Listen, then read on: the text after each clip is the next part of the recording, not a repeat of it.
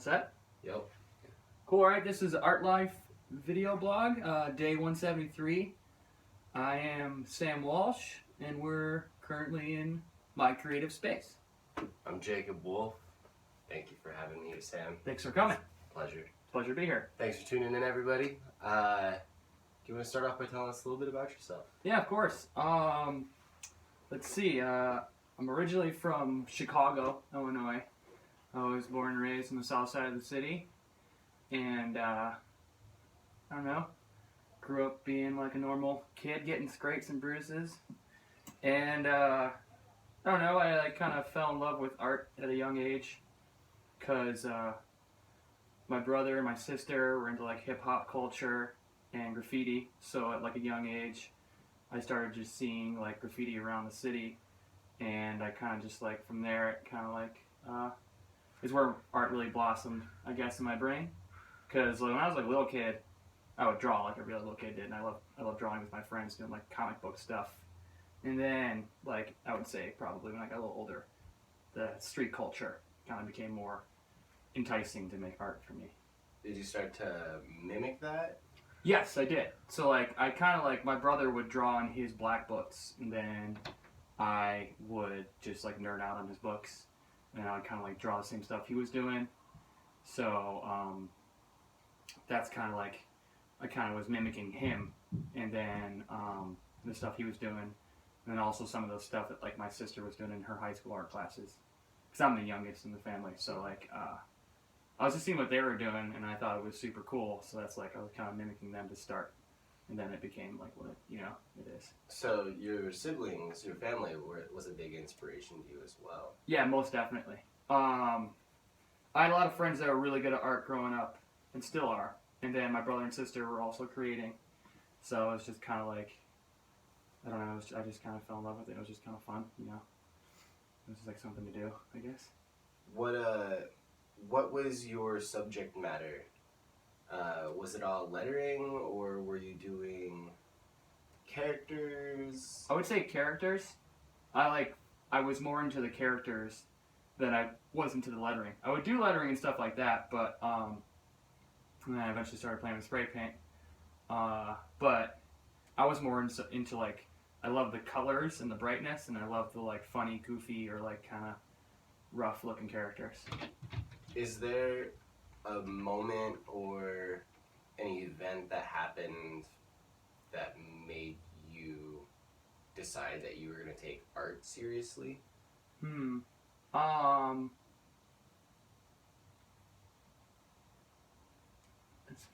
I think like in high school, I was loving art more and more, and then it like became more of like something I was really passionate about, and I started to really love, you know. And so now I would do stuff like summer programs. Like there was this thing called Gallery 37 in Chicago. That was a super cool summer program for kids in high school where you like made art and did stuff for the city, which was really cool. And I think when I got into that program is when I really started to like be like, this is what I want to do with my life. This is what I want to do with my passion. And then luckily I had a bunch of friends. Some of my like best guy buddies were like also into art. So like within a year, we like, the Catholic high school we went to didn't really have an art program. It was like kind of minimal and like in a small classroom. And then we got the teacher really into it, and they renovated the room in the basement and turned it into an art studio. So like me and 4 friends kind of like were the push for that to happen. And I think pretty much right when that happened, we like did a mural in the basement, and that's when it like really set in stone in my brain and in my heart. I was like, I need to do this. This is awesome. You know, like this is what makes me happy. And it was like, you know, being a high school kid, you're like, you have all this energy and these emotions that you haven't felt before, and you're like, what do I do with myself? And I think art became the easiest outlet. It sounds like you were driven by community and by change. Definitely. Most definitely. I was supported in every way that you could hope for as a kid who was into art, you know. People were just like cousins, uncles, you know, my parents' friends, like where everyone was just like supplying me, because I was, you know, like I was a broke teenager, So like I would get like all my presents were like art materials. So everybody was encouraging it, you know. It wasn't like something that I had to really like I would buy my own art materials, of course. Like I'd work for my parents and do stuff like that. But then also it was just like it was really encouraged by everybody around me. It helps to get those. Yeah. The extra added bonuses. Of course. Someone buys you like every color of paint, and you're like, what? Like, you bought Now me a I bunch can of- use pink. Now I can use Yes. it. Yeah. I didn't even know this blue brown. existed. You know, like it's super cool. So it was really encouraged, and then once people realized after high school that I was still into it, people like still supported it. And Did you go to school, like higher education for art? I did. I didn't go to an art school. I went to, like as a kid, I went on a vacation one winter. I got lucky, and our parents like saved up some money, and we went to Colorado snowboarding. And I fell in love with Colorado, and then that was kind of like the two callings I had in high school were like to move to Colorado and to make art. And so then like I went to community college and did some art stuff there in the mountains, and then realized that like all of my art teachers growing up were really supportive and really cool. So then I decided that I was going to become an art teacher. So then I went to school at Colorado State University for art education, and then minor in printmaking. Right on. Yeah, and because I was like, what's a way that I can do this where I can support my art and also promote it? And I don't know, I was like kind of the kid in high school who had bad grades, but like art kind of got me out of high school. It's like pretty much what got me into college was the fact that I was making art. So I just kind of wanted to share it. I was like, what can I do? And I was like, well, getting paid to make art with other people who are into it is pretty of a cool job, you know? Did you finish school? Yeah, I did. And when was that? That was in 2012. And then I taught for a year in the mountains, and that was super fun. Got laid off on my birthday, and then moved here. Because, I don't know, I have cousins that live here, were born and raised in Portland, and so we've been coming here since we were little kids visiting. And I've always kind of wanted to live here. Mm-hmm. Like, I loved Colorado, but it was always, Portland was in my brain as like where I wanted to be. So then I kind of like was laid off on my birthday, which sucks. It's a great birthday present. But I saw it coming because when you're the art teacher, you kind of know that's probably going to happen at some point. Yeah. Sad enough. But then I, through the help of friends, doing odd jobs, was able to afford to move here. And I don't know, I was like, printmaking was interesting in college because everyone thought I was going to go and do a minor in painting or drawing, because like I love drawing and painting, but I wanted to do something that I'd never done. And I like can be easily frustrated. I think most artists can be easily frustrated, you know? But I found that for me, printmaking was cool because it was so labor intensive, and you need patience.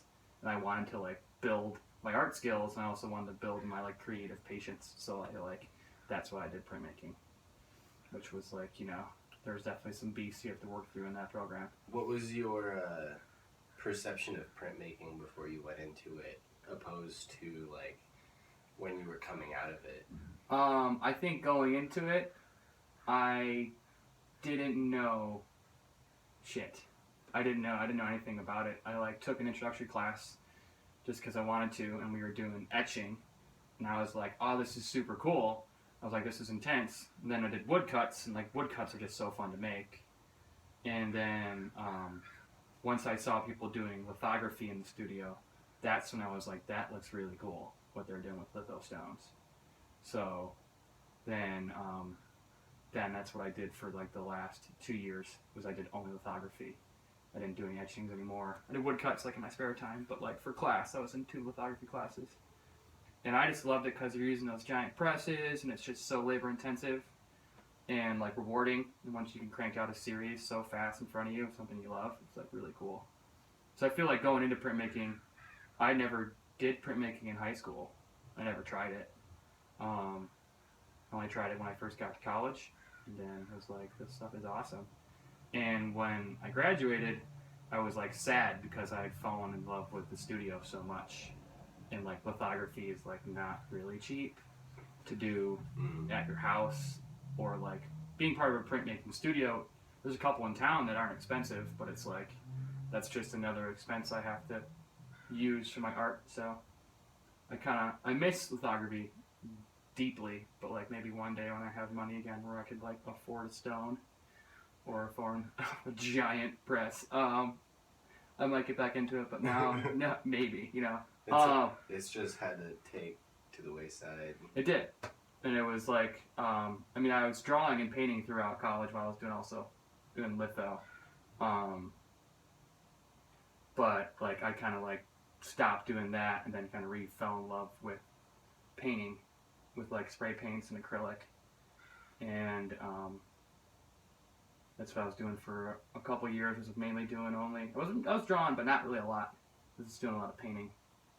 And then recently, in the last like 3 years, I've gotten back into like doing more technical, smaller drawings, or more like, I don't know. And then it eventually just evolved into my love for like mixed media, like using like watercolors and then drawing on top of it like figures and images. And that's kind of like, I kind of really love that aspect because mixed media is just so fun because you can just get real weird with it, and the layers and the textures come through, and then you can create these really like successful images, you know.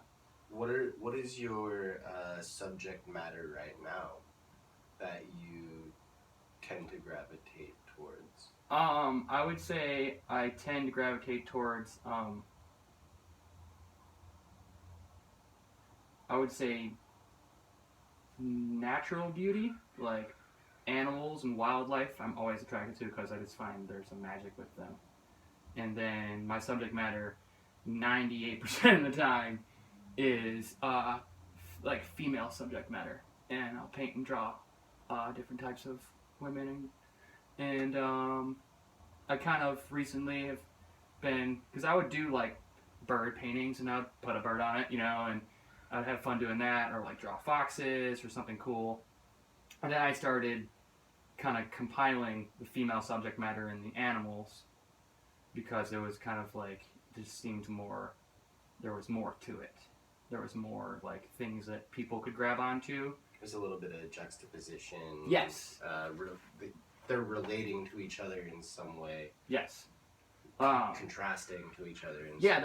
They're reflecting each other. Like, it's like, you know, hopefully it doesn't sound like too misogynist, but it's like seeing the natural beauty in wildlife is also just as beautiful to me as like seeing, like, you know, a beautiful woman or a beautiful person, you know.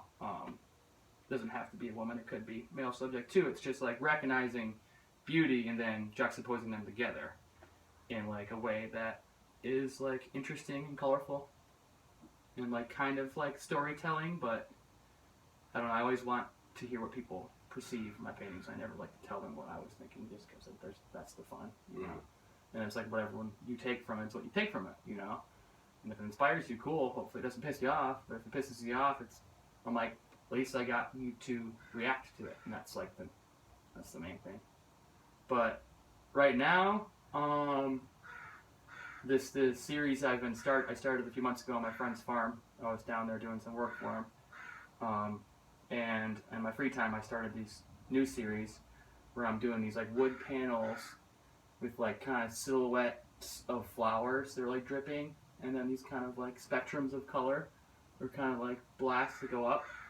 And then I'm putting both male and female figures on the painting, and then I'm juxtaposing birds of different kinds over them, like over their bodies and over their faces.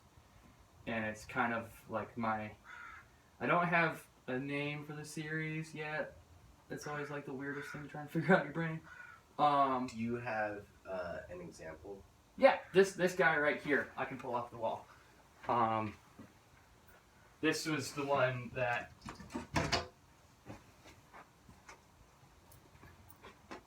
it was like I first started this, and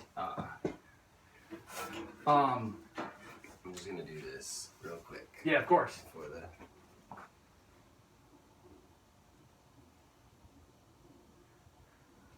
and that's like it's like sanded wood, spray paint, house paint, gouache, watercolor, and some pen and marker.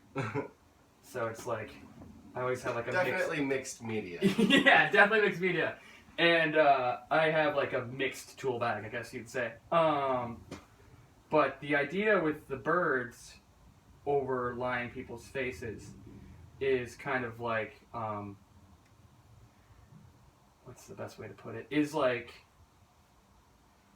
kind of like love at first sight kind of ideas, but it's not supposed to be love at first sight. It's kind of like when you see someone and you feel emotion for them, or emotion just in the moment. That's kind of what the birds represent. Is the birds represent the beauty of the moment, and then there's the person. So it's like an interesting, fun thing. Like these are swallows, and then this woman actually is a performer here in Portland. She's super rad. And then the next one I think I'm going to work on will be a couple figures and a couple different kinds of birds, which will be on that guy in the back. And then I have, where is it? Then I have this guy, which is just blue right now. There's nothing really fancy on it. Yeah, it's just like I sanded it and put paint.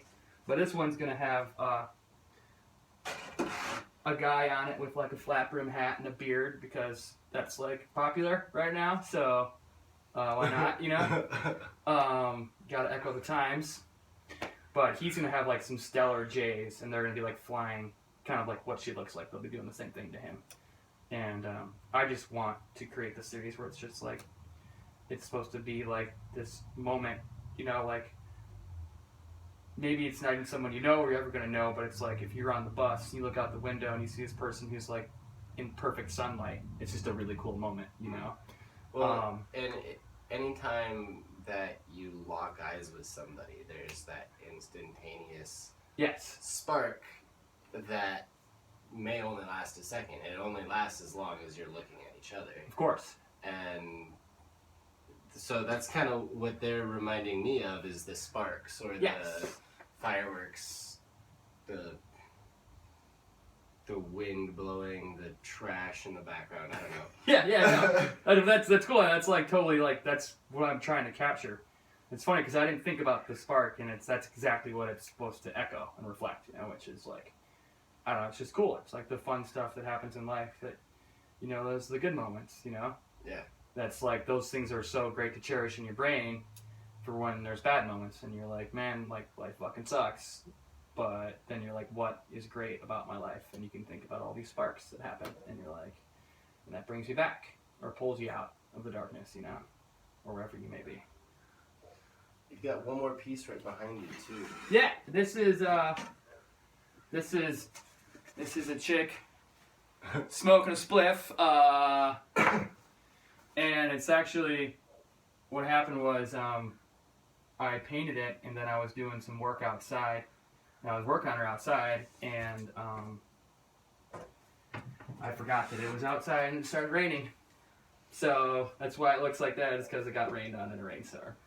Gotcha. I was like working. It's an extra added effect. I wouldn't have ever known that was not purpose. Not purpose, yeah.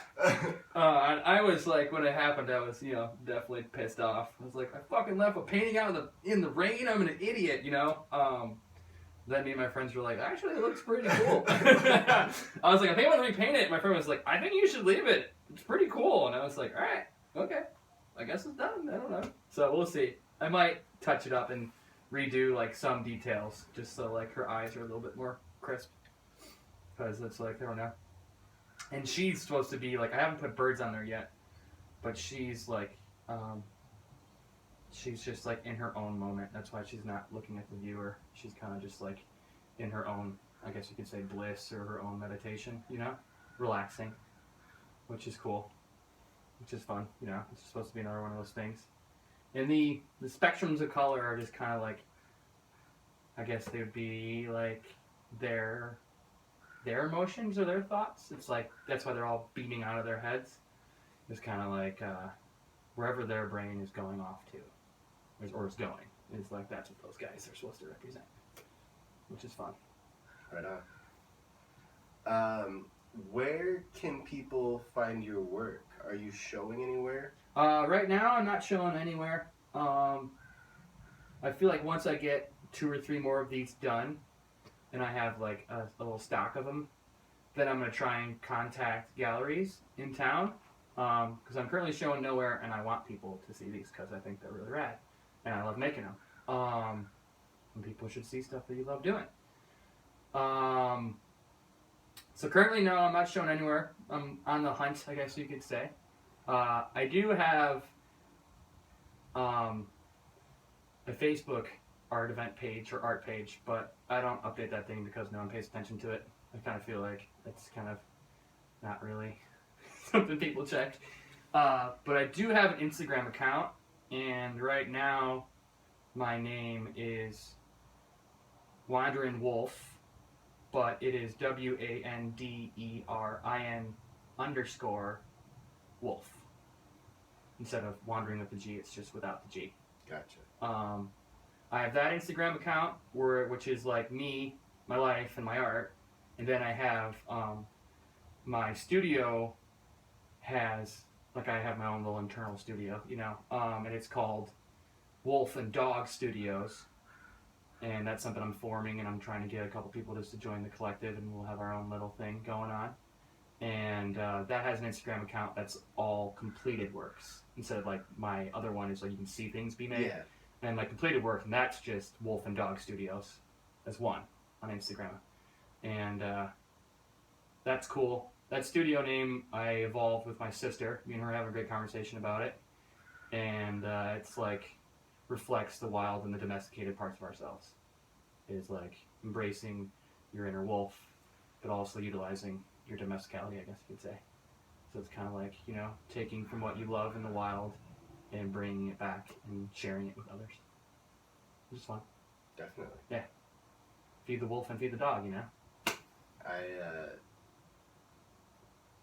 believe very much in like being a human, like going with the human nature of conforming to an extent, but also feeding the animalistic nature. Yes.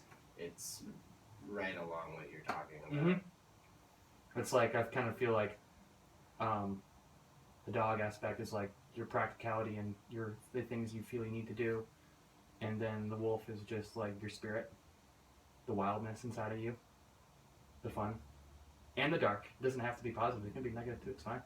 Like there's beauty in both negative and positive, and reflecting that is like super important for me in my artwork. Everything's not always rainbow and sunshine,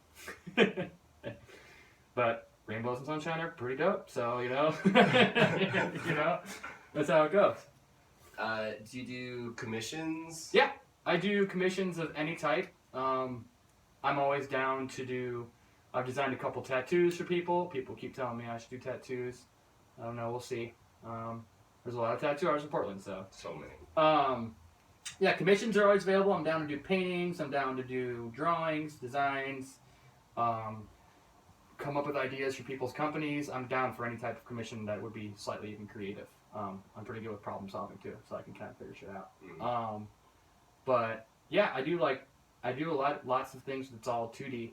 I've never been commissioned to make a sculpture. I mean, I know how to make sculptures. I used to do it, but like no one's ever been like, "Hey, can you make me a sculpture?" It's usually like some type of like funky portrait, or someone will ask me to like draw one of their favorite birds or something like that. And I'm always super down to do it, just as long as they they pay me for it. That's a pretty important part. Because I would say about half the time when you do commissioned work for people that you don't really know, they either drop off the face of the earth, or they end up not liking it, so you redo it, and they don't like it, so you redo it, and then they don't pay you for it, and you're like, great, awesome, super awesome. I have 3 phenomenal finished products now that nobody else has ever. I have these 3 paintings of this couple that are in my house, and I don't know these people. So if you do commissioned artwork, pay the artist, because time is money, and it sucks when you have a painting of someone's wife in your house and you don't really know who they are. That sounds like quite the predicament. Yeah. I mean, I've learned like cool stuff. I've learned new techniques doing commissions for people that I've not been paid for. But then it's kind of just like, it's just a waste of energy, I mean, you can always repurpose the canvas, you know, like you can always reuse it. That's totally possible. But you can't reuse the paint that's dry. I don't know. So, do you have any future plans? Like, is this building up to something? Do you have goals, aspirations? I guess, I mean, I heard this guy say it the other night, the seed building opening. He's like, some people out there are like vomit artists, and they just are always spewing out art. And I can be like that at times. Sometimes some of my friends are like, dude, you're just always making art all of the time. So like, it's kind of like I have to feed the animal in me. I have to create. And my goals for the future are to, you know, pretty much paint until I die. But I would love to be in some shows, like at least seasonally wise, because a lot of my artwork reflects the current season. So I just like, it kind of makes sense to display my art during that season, because then it will make sense. The colors feel alive, what you're experiencing the day to day. Like, that's why these are kind of like summer colors, because it started in the spring, and it goes with it. So it's like, if I could have a seasonally show somewhere or find a gallery, I'd be super into it. I'd say number one goal is just to get more people to see my artwork around the world. Would be awesome. If I could have some seriously large show somewhere, I would be super stoked. I've shown a couple times in Portland. Last summer, people over at a gallery downtown had me display my work, and that was awesome. It was a design studio, and they had me there for First Thursday, and that was huge because that was my first solo show ever in a large gallery, and a lot of people showed up. And it was just really cool to experience that, especially since it was like right downtown, like right where all the galleries are. So like, it was just, the exposure was huge, and those guys were super rad because I had my work up in there for a month, and they took 0 commission, which is just like sometimes unheard of. So you got some sales? Yeah, I did pretty well. I think like the first night, I sold a good couple paintings. It's like there's a bunch of them I sold. I did pretty well. I was like, I made probably I made definitely back what I invested in the show, and then probably like a couple $100 more. So like I felt like a rock star for like 4 days, and then I was like, all right, you got to pay around with that money and. Gonna stop partying on Salvia Island thinking you're like the coolest artist in town. Drinks on me one time. One time. But that was awesome. So I don't know if I could get in somewhere again.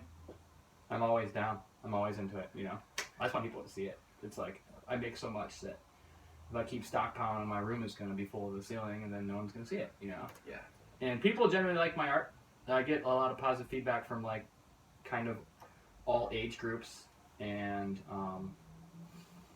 age groups, genders, everyone's into it. People like it. I have a couple people who've kind of been benefactors in my life. A couple from Montana that